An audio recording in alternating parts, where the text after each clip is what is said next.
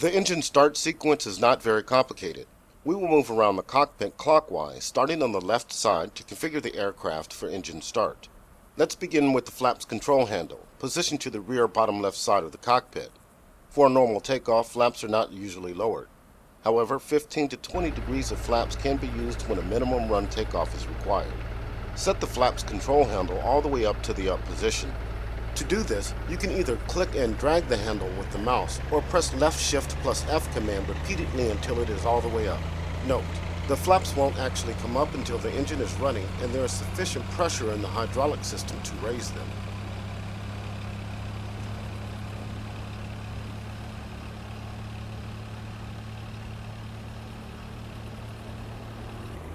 Now set the carburetor induction system for normal operation by moving the cold air control handle all the way forward to the ram air position and the hot air control handle all the way forward to the normal position.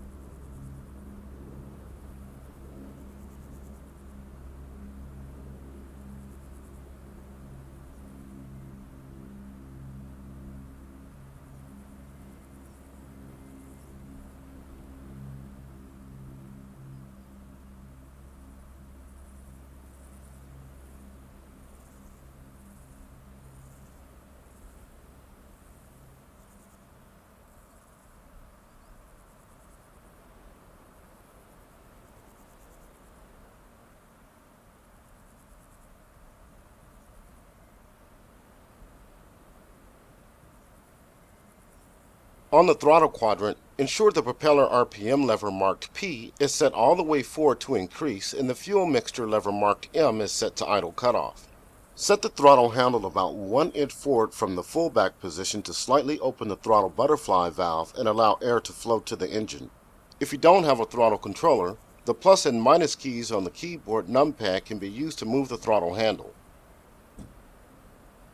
Moving to the engine control panel on the front dash, turn on the fuel booster pump by setting the fuel booster switch to the up position by clicking over the switch.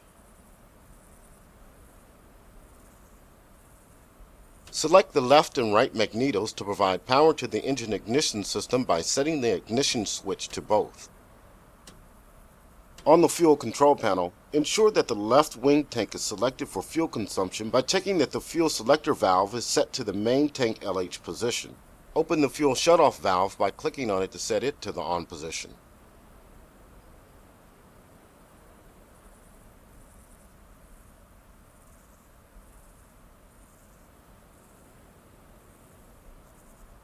Let's set the parking brake to make sure we remain stationary when the engine begins to pull. You may want to open the controls indicator by pressing right control plus enter to monitor the positions of your flight controls, including the brakes. Setting the parking brake takes a few steps. First, pull out and hold the parking brake handle by clicking and holding it. Next, while continuing to hold the parking brake handle, fully press the brake pedals by holding down the W key. Continuing to hold the parking brake handle, release the wheel brakes by releasing the W key. Now release the parking brake handle to set the parking brake. If done correctly, the parking brake handle should remain in the pulled out position. We'll now move on to the electrical control panel on the right side of the cockpit. Set the battery switch to the up position to provide electrical power. Also, set the generator switch to the up position to prepare the generator to take over once the engine is running over 1500 to 1700 RPM. Click and hold the primer switch on the engine control panel for about 1 second to feed some fuel to the engine. When starting in cold temperatures, up to 4 seconds of prime may be necessary. We are now ready to attempt an engine start. To do so, first press and hold the starter switch to operate the starter and begin turning the engine. As the engine begins to catch, move the fuel mixture control lever on the throttle quadrant to the run position by right-clicking on it once. If you aren't able to start the engine successfully, return the fuel mixture lever to idle cutoff by left-clicking and repeat the process starting with priming the engine. Note, the engine starter can be easily overheated. The starter should not be used for more than 4 20-second attempts to start, with 15-second intervals, followed by a 5-minute cooling off period.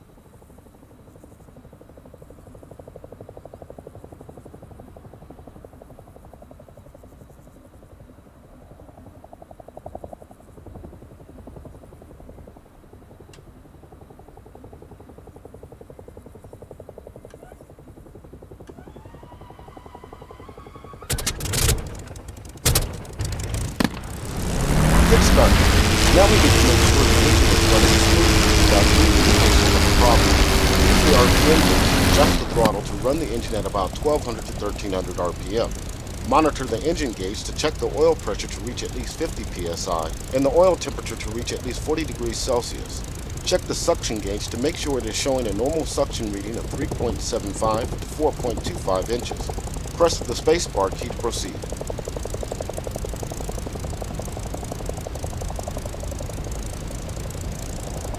Check the hydraulic pressure gauge to make sure it is reading a normal pressure of 800 to 1100 psi. Check the oxygen pressure gauge to make sure it is reading a normal pressure of 400 psi. Press the spacebar key to proceed.